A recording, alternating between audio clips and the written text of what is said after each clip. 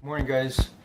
When I look at my life and when I think and feel how I am right now, the path of mind wealth that I'm on, just how happy, how free, how peaceful I feel right now, I want everybody in the world to feel the happiness I feel right now within me.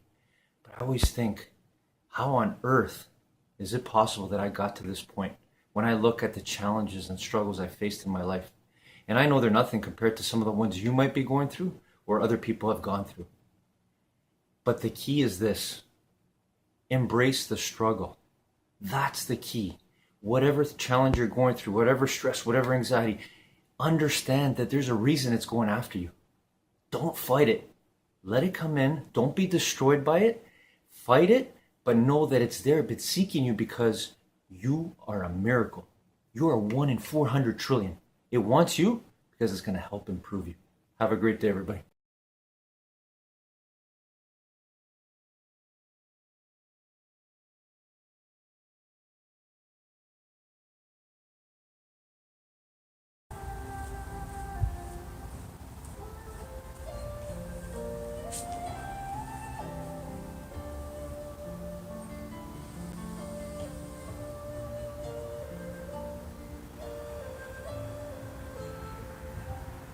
Feel the power of your determination taking control of your breathing.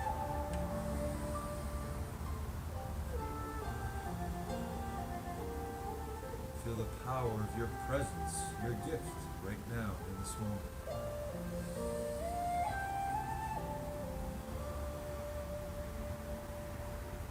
Now think about you doing your best today on all the exercises we do together in the gym of life.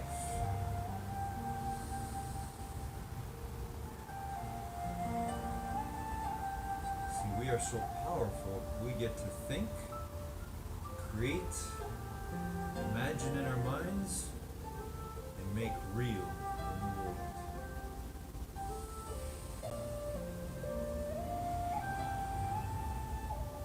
And that goes with everything. The way we do our exercises to the best of our ability is the same way we can do anything to the best of our ability.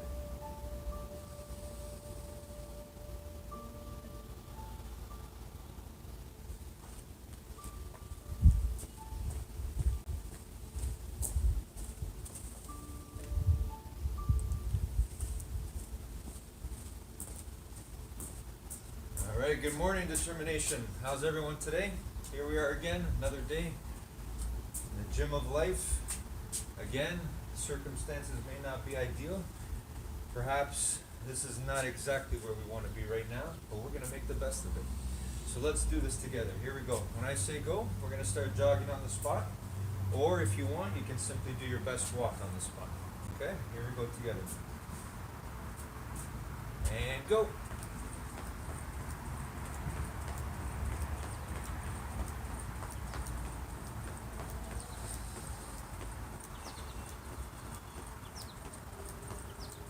Always doing our best with whatever we got, whatever we've been given.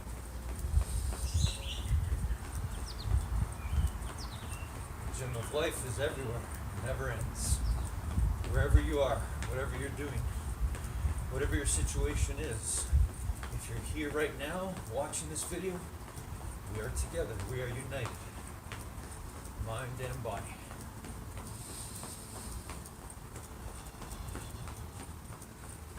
Alright, let's feel that body warming up, our blood starting to flow. Keep going, almost there.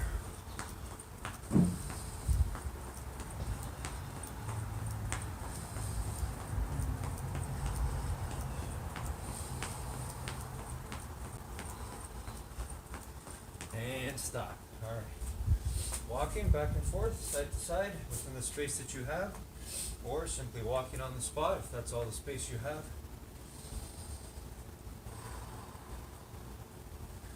Again, feel the power of you regaining control of your breathing. Showing your body who's boss. Showing your mind who's boss. The way we take control of that breathing, same way we can take control of our lives. One breath at a time, one thought at a time. All right, everyone, let's do some shoulder rolls. Here we go. Shoulder rolls, 10 forward.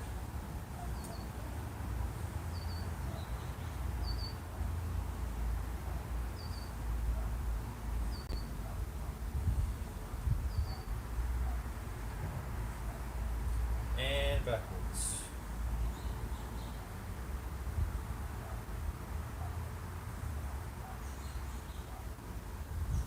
Once again, feel the pure joy of you, your presence, your being right here, right now.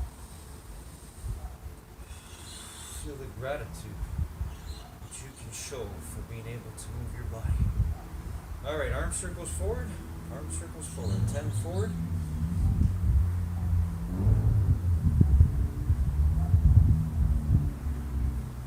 And backwards.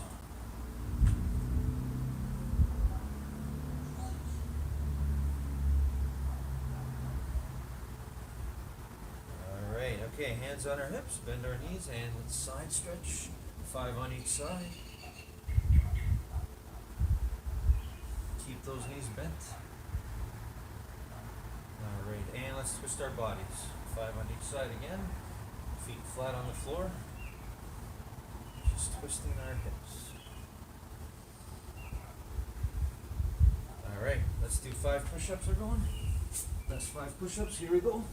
If you got to keep your knees down on the ground, you can do that. Okay, 5 sit-ups.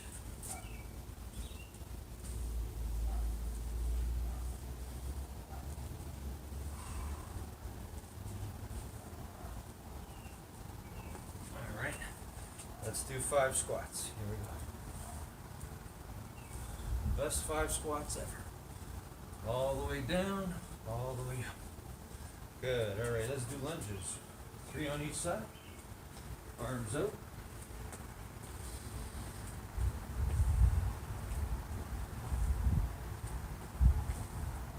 Okay. Let's do 10-second plank. Belly's knees off the ground.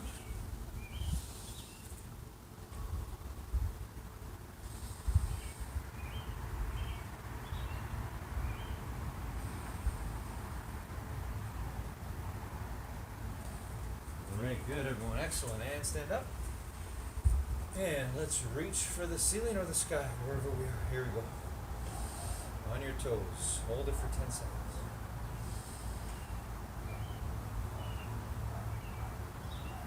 Feel the power of you reaching your best, no matter what. All right. And let's reach for our toes. Straight knees. Again, it's okay if you don't touch your toes, just reach safely without hurting yourself. You should just feel a pull. You shouldn't feel pain.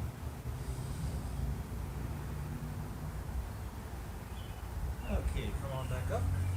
And let's work on our balance. Grab one leg, find that balance, bend the other knee if you have to, and pull back your heel towards your bottom. Pull that thigh back. Hold it for 10 seconds. Feel the power of you finding your balance right now. And switch. The other one.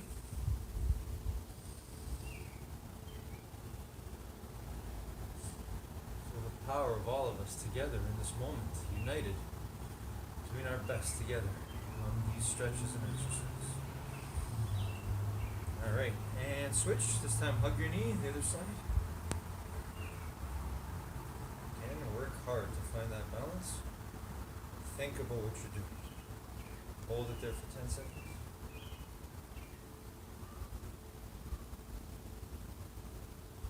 Okay, and switch the other one. Again, bend the other knee as you pull one up and hug the one knee.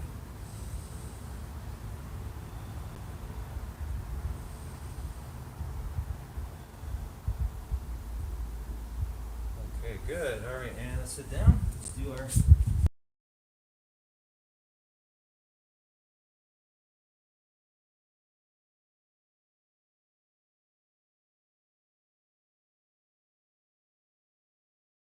Barcelona and Real Madrid, Athletic Bilbao, have never been relegated from the Primera Division. It's something to be admired, I have to say. Well, there's three of them round, and he's still going. Look at this, Kevin. It's a brilliant run from Messi. Will he go all the way?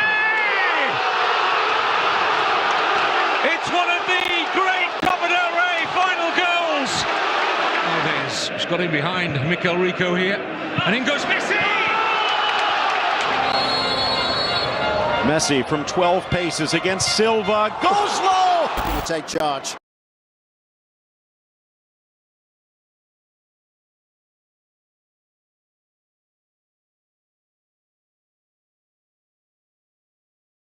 Most people grow up believing the same financial story. Money is limited. Business is risky. And if you want to make money, you'd better work harder than everyone else or you'll fall behind. That belief feels normal, almost invisible because it's been repeated since childhood. But what if that story isn't just incomplete? What if it's fundamentally wrong? Here's the uncomfortable truth. The Bible never teaches that money is scarce. Yet millions of believers live trapped in anxiety, debt, and constant financial pressure, convinced that lack is spiritual and struggle is noble. That contradiction alone should raise a red flag. Because if God is abundant, creative, and limitless, why would his system of provision operate on fear and shortage? This is where things get controversial. What if scarcity isn't a natural condition at all, but a learned belief? What if money feels powerful not because it's rare, but because it's been framed that way? Once you begin to see how belief, business, and financial systems intersect, you realize that most people aren't poor because they lack opportunity. They're poor because they were taught the wrong story about money. If you've ever worked hard, prayed faithfully, and still wondered why finances felt heavy, this conversation is for you, not to promise quick riches, but to expose a deeper truth that reshapes how you think, decide, and act.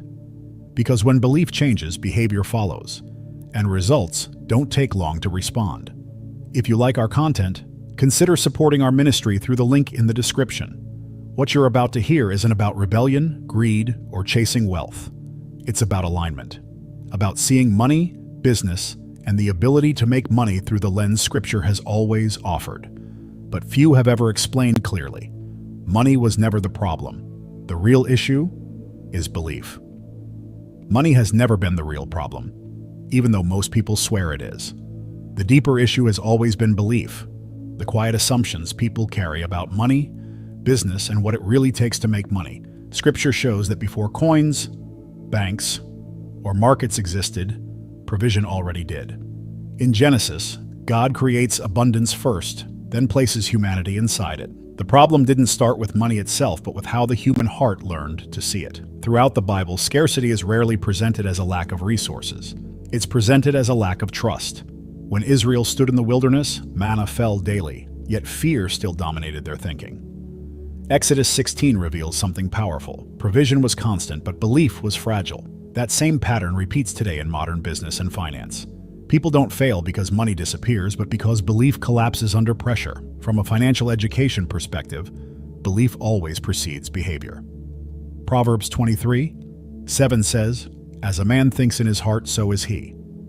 If someone believes money is scarce, they'll hoard, panic, or chase risky shortcuts to make money. If someone believes provision flows through wisdom and stewardship, they'll build patiently.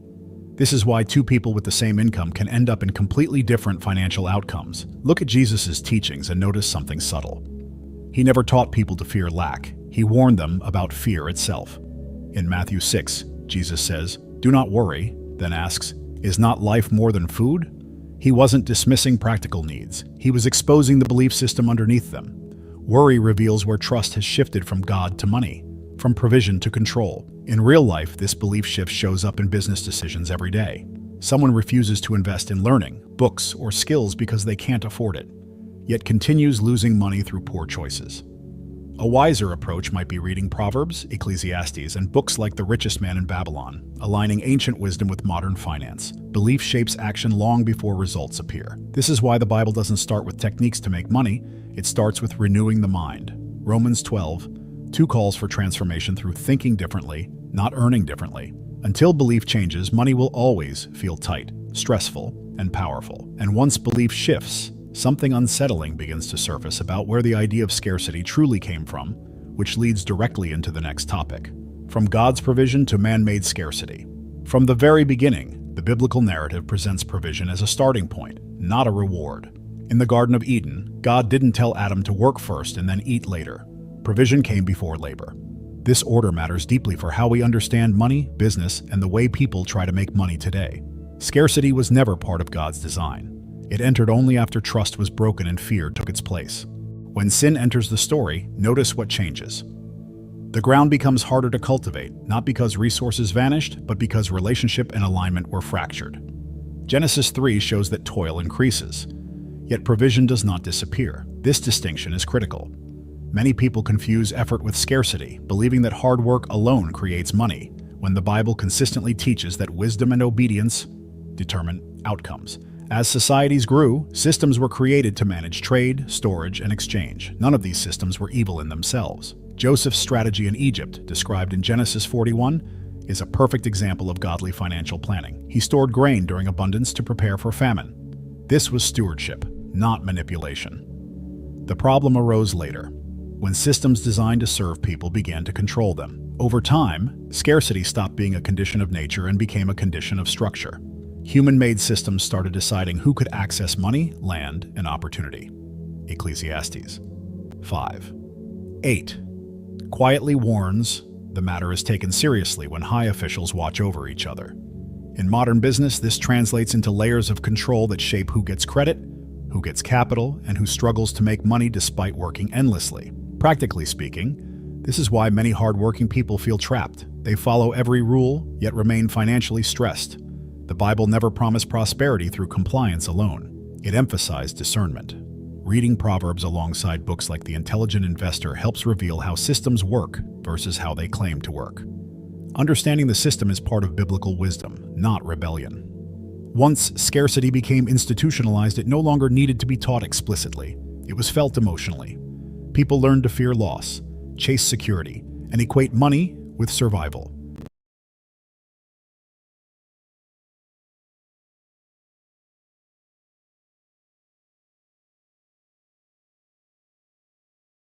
Morning, guys. It's amazing to me how some of the things in life connect to economics and connect to the way we live. So today in our top 10 rules for success, Robert Kiyosaki shares his rule, his fifth rule, which is hard times bring opportunities. And this is so true. And again, it fits with what we're trying to build here. We're trying to build infinite mind wealth. That's our true destiny. And it's amazing when we look at the way we handle our money, the way we think about money. You know, Robert Kiyosaki today talks about how times of depression, economic depression, bring opportunities, but most people don't look at it that way. We get scared, we let fear to kick in, and we lose out opportunities. You know, so that kind of thinking is the same in life. Your hardest times will bring your greatest opportunities, but it's a choice you make to not let fear stop you. I hope this helps everyone. Have a great day.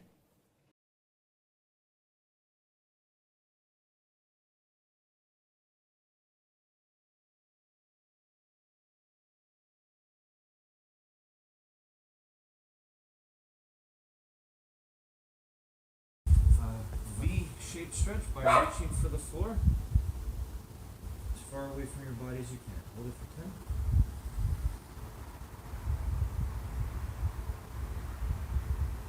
And reach for one side.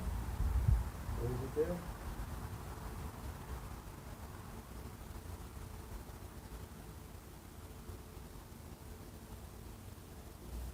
And switch to the other side.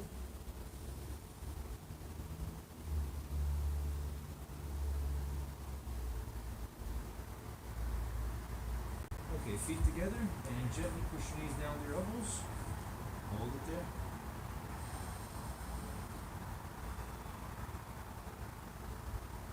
And enjoy fully the process of what we're doing.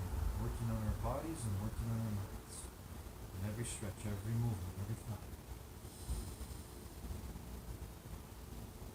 Okay, one leg forward, one leg back. Keep the knee on the ground, go as far back as you can.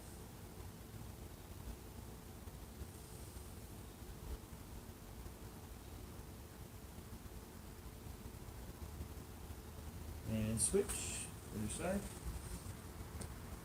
As far back as you can, hold that knee down. Always Just reach. Going for a little bit more than you did last time. Alright, okay, and legs crossed. Actually, before we do that, let's roll onto our bellies. And let's push the floor and look up at the sky or ceiling. Hold it for 10. Here we go.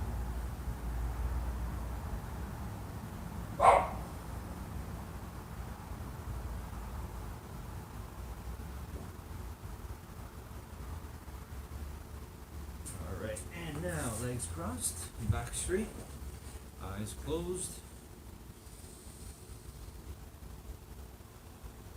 Focused on our breathing. Tapping into that power. That power to see first in your mind what you want to bring out into the world. That's our determination, our greatest power ever. Always available to us. So right now I'm going to see myself doing the best I can to hold the plank position for one song, and then the best I can to hold my side plank positions for the rest of the other song. 2 songs today for me. What about you? What are you going to see in your mind? What exercise are you going to visualize right now? You know, visualize yourself doing your best dance, your best jog, your best squats, your best sit-ups, your best jumping jacks, whatever it is. See it in your mind right now before you bring it out into the world.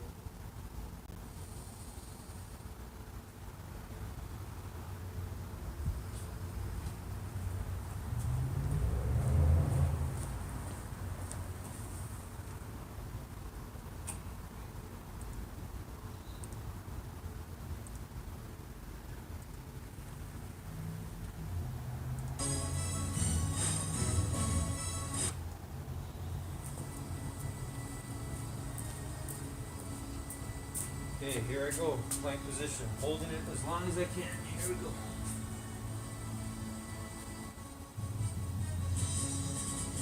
What about you? What are you working on right now? Whatever you're doing, do it to the best of your ability and feel the joy. Feel the power of you loving what you're doing right now.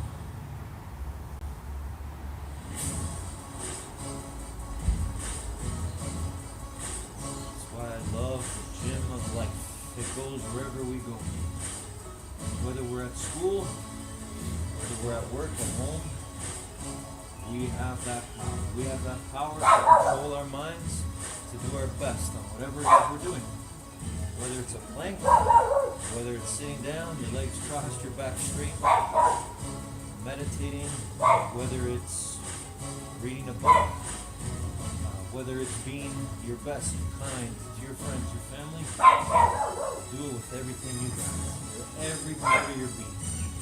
You were born to do that. No matter what's going on around you, you control what goes on inside your mind, and therefore what goes on in your body.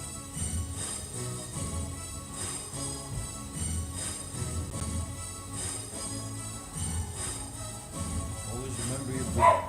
Control your breathing.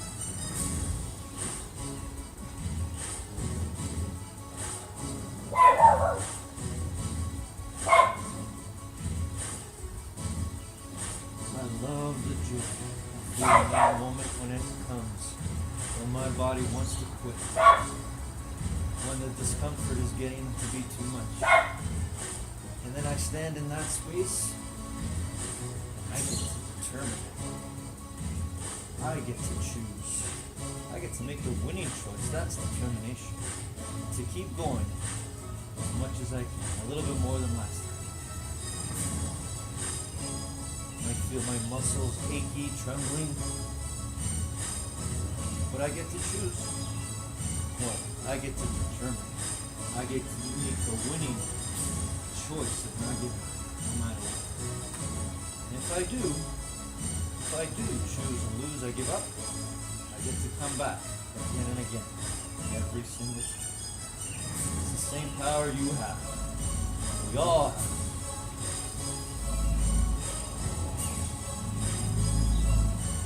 No matter what.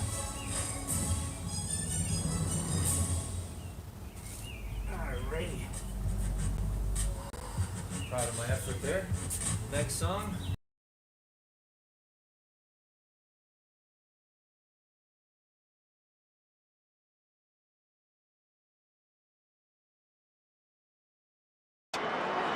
It is Messi. It's 1-1. Two brilliant free kicks. Ronaldo's also itching to have a go at this. It's Messi. He's got another. Fantastic. To Rakitic. Rakitic tees it up. Suarez plays it down. Messi! Look at that line.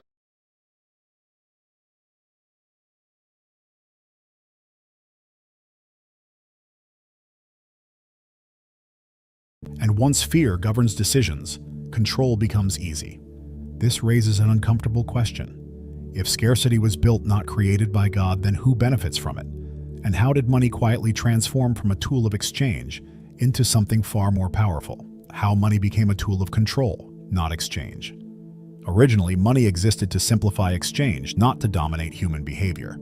In biblical times, wealth was measured in land, livestock, and community strength, not abstract numbers. When money enters Scripture, it is treated as a servant, never a master.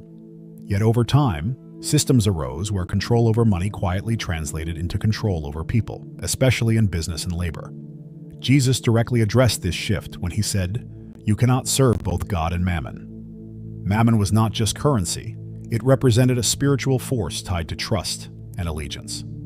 When money stops being a tool and starts demanding loyalty, it reshapes priorities.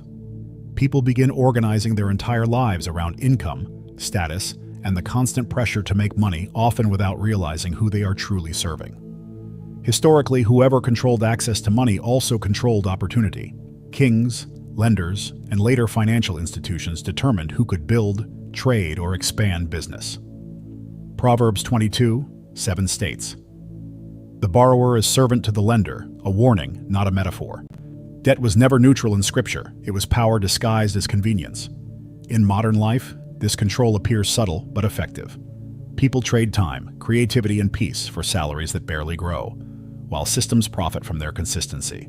Many believe they are free because they earn money, yet their choices are limited by obligations. This is why financial education matters. Understanding cash flow, assets, and leverage isn't greed, it's awareness. A practical example is how people chase income instead of ownership. The Bible consistently favors stewardship over dependency. Consider the parable of the talents in Matthew 25. Those who understood multiplication were trusted with more. Today, this might look like learning business fundamentals, investing in productive assets, or studying companies with real value creation instead of speculation. Once money becomes a mechanism of control, fear replaces wisdom. Decisions are rushed, faith is sidelined, and survival becomes the goal. Yet Scripture hints that freedom begins where fear ends. This naturally leads to a deeper confrontation. If control thrives on fear and scarcity, what happens when biblical truth directly challenges the scarcity lie itself? The Bible versus the scarcity lie. The Bible consistently confronts the idea of scarcity at its root, long before modern economics ever existed. From Genesis to Revelation, provision is presented as a principle, not a coincidence. Psalm 24:1 declares, "The earth is the Lord's, and everything in it," which immediately dismantles the belief that resources belong to a limited elite. If ownership is divine, then scarcity cannot be absolute. Jesus reinforced this truth through everyday examples. When he fed the 5,000, the miracle didn't begin with abundance, but with willingness. 5 loaves and 2 fish were never the limitation. Belief was. In Matthew 14, multiplication followed alignment, not accumulation. This directly challenges how people approach money, business, and attempts to make money through fear-driven strategies. Scarcity thrives where vision is narrow. Proverbs 13:23 says, "An abundance of food is in the fallow ground of the poor, but injustice sweeps it away." This verse is uncomfortable because it suggests that lack is often tied to structure and wisdom, not the absence of resources. In modern systems, opportunity exists, but access is filtered through knowledge, mindset, and positioning. From a financial perspective, scarcity thinking leads people to overvalue money and undervalue strategy. They work harder but not wiser, accumulating income without building assets. Scripture never celebrates frantic effort, it celebrates discernment. Ecclesiastes reminds us that wisdom gives life to those who possess it. Learning how markets function, how business grows, and how value is created becomes an act of stewardship. Practically, this means shifting focus from consumption to creation. Instead of chasing every paycheck, one studies ownership, stocks in productive companies, scalable business models, or skills that compound over time. Books like Rich Dad, Poor Dad echo biblical truths about assets long before modern finance popularized them. The Bible invites believers to see beyond survival. Once the scarcity lie is exposed, responsibility increases. Freedom is not automatic. It requires alignment between belief, action, and wisdom. When scarcity loses its grip, a deeper question emerges. If lack isn't the issue, why do some people still struggle while others multiply what they touch?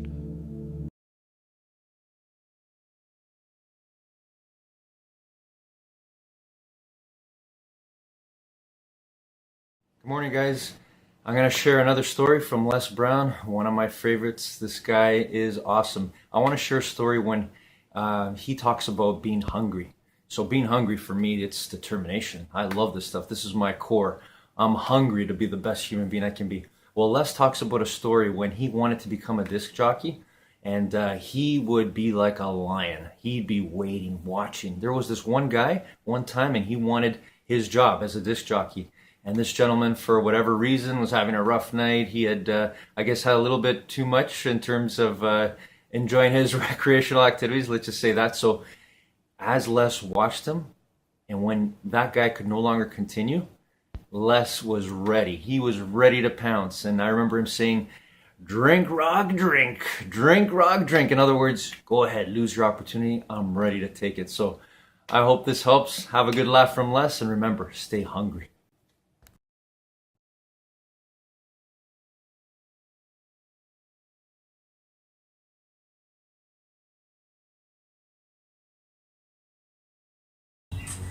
Hold the side plank position for one side and then side planks for the other side.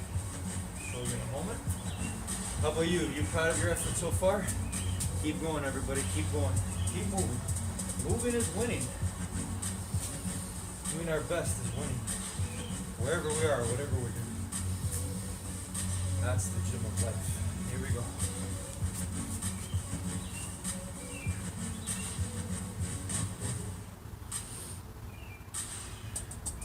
You can feel free to do what I'm doing, or again, if you want to decide to do something else, something that you want to improve on from last time, an exercise, whatever it is, keep doing it, keep going, do your best, try to do a little bit better than last time. That's your determination. You get to use it wherever you go, wherever you are. You get to determine, you get to win, make the winning accurate, kind, peaceful, loving, positive choice to keep going, to keep finding out how unlimited you really are.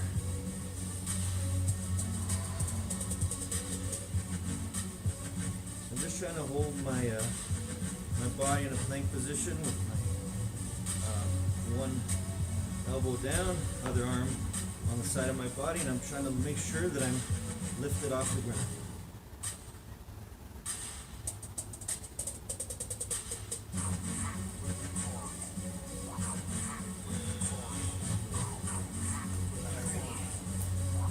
The other side too.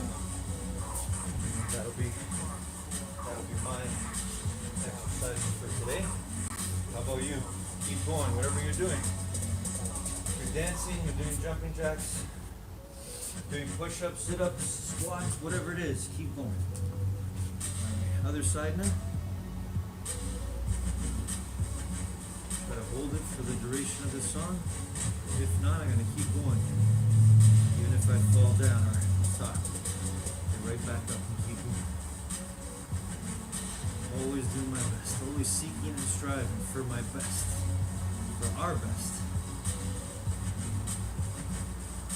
The more I do my best, the more I believe others around want to do their best. And that goes for you. That's how powerful we are. You doing your best right now, wherever you are, whatever exercise you're doing, that's the same process that other people can be inspired by.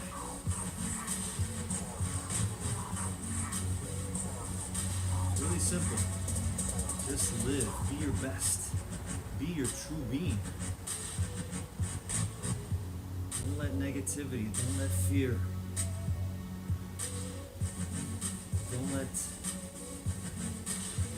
the pain, the discomfort stop you forever. Keep going. Find out your pure joy, your happiness. All through your body and your mind, together as one.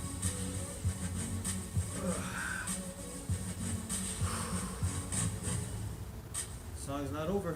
Gotta get back up, gotta keep going. Let's do the other side.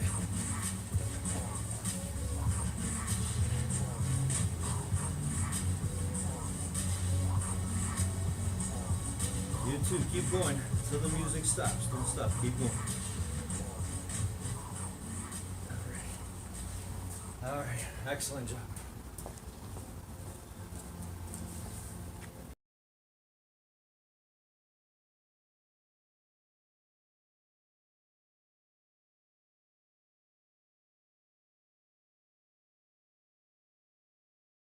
Smart play. Casco feeds it in. Oh, he's done it again! Look out. Here we go. Oh, To Messi. what a ball! Dissection. Aguero. Lovely ball by Aguero. Oh, they've done it. Neymar as well.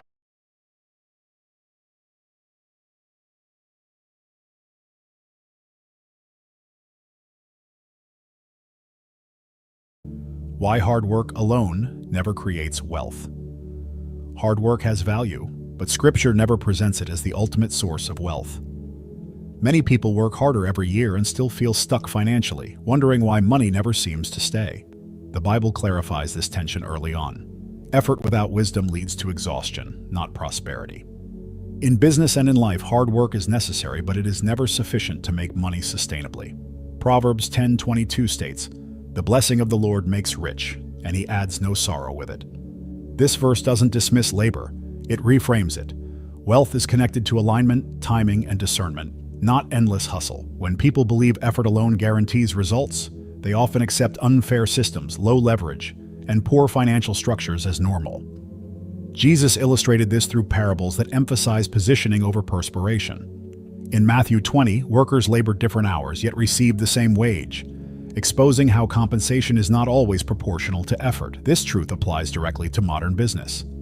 Employees may work tirelessly, while owners and investors benefit from structure, ownership, and scale.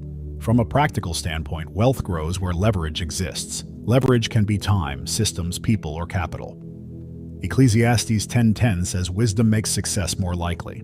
In today's world, that may look like building a business that serves many, investing in companies with strong fundamentals, or acquiring skills that scale beyond hours worked. Wisdom multiplies effort. Consider Joseph again.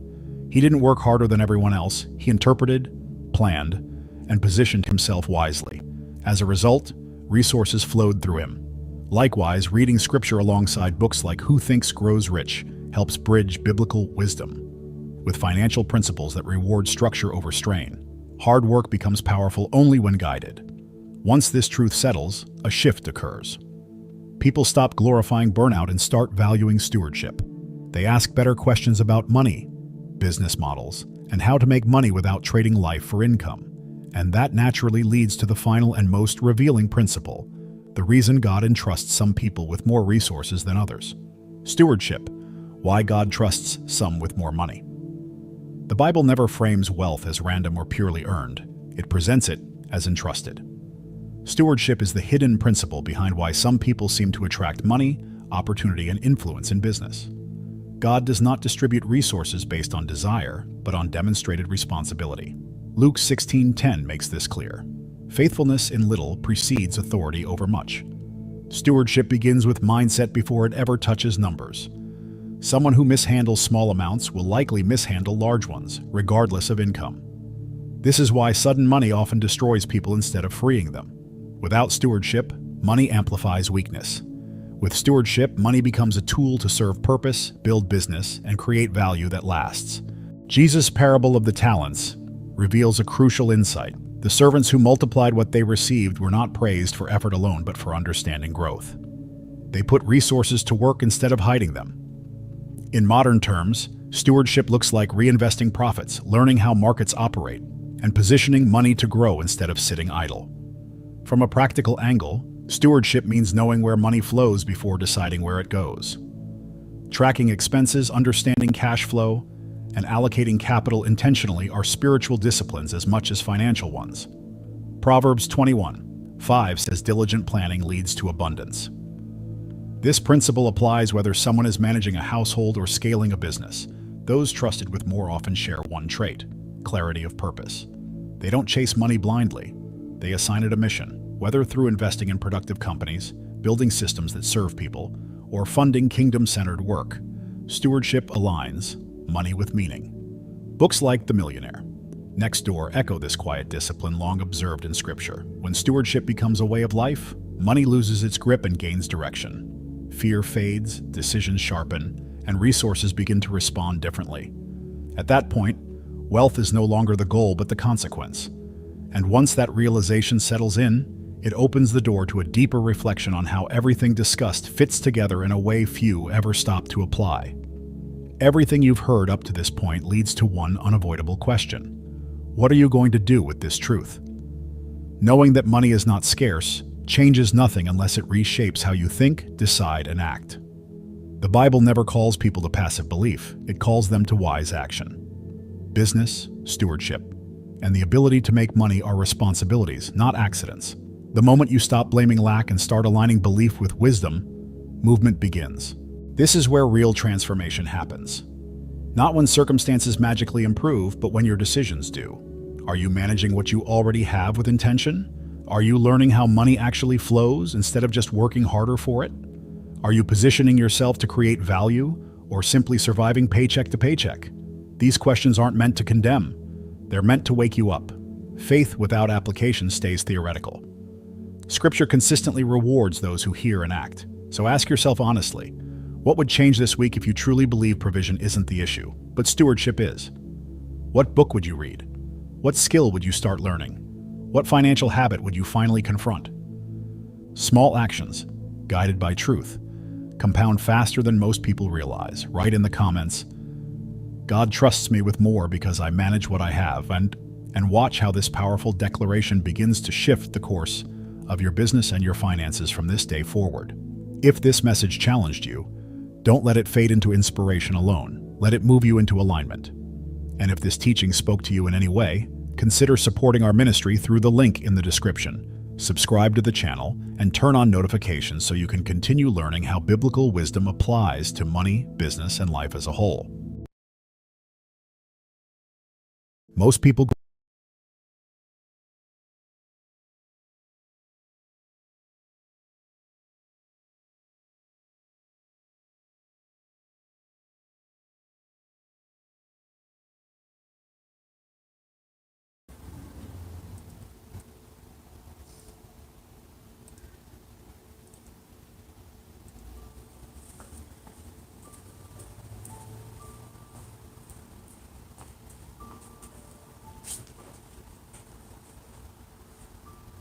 Let's bring it back. Let's connect our breathing to our body, to our mind, to our energy.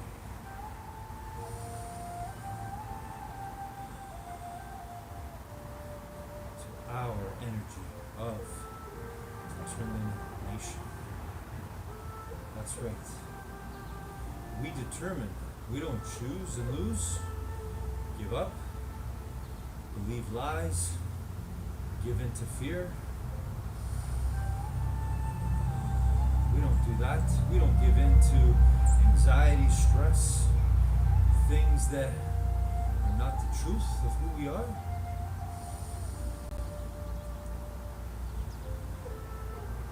The way you did your best today, whatever exercises, stretches you chose to do, it's the same process you get to use here, now, and wherever you go.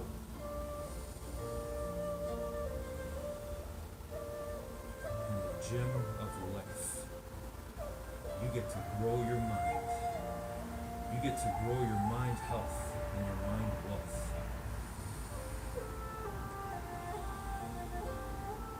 It's all possible if you determine make the winning choice to be kind, to be peaceful, caring, loving, appreciative, grateful for everything you have here and now.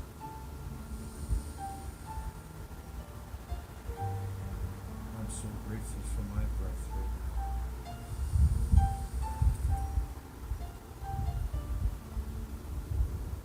I'm so grateful for you.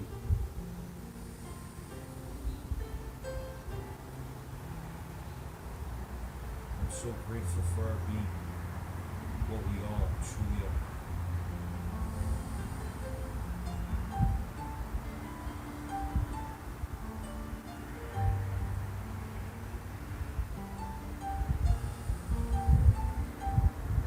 I'm proud of my effort today, and I hope you are proud of yours.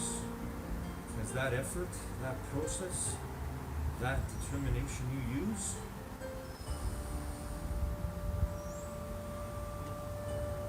it's available to you all the time. It's your greatest gift. So don't ever give up on using your determination to be your true, kind, positive, loving self. To control your own mind, no matter what is going on outside of it. You are infinitely intelligent, powerful beyond measure, and you get to work now more than ever. Your own mind, your own body, your own energy. Making yourself better now so that you can be better forever.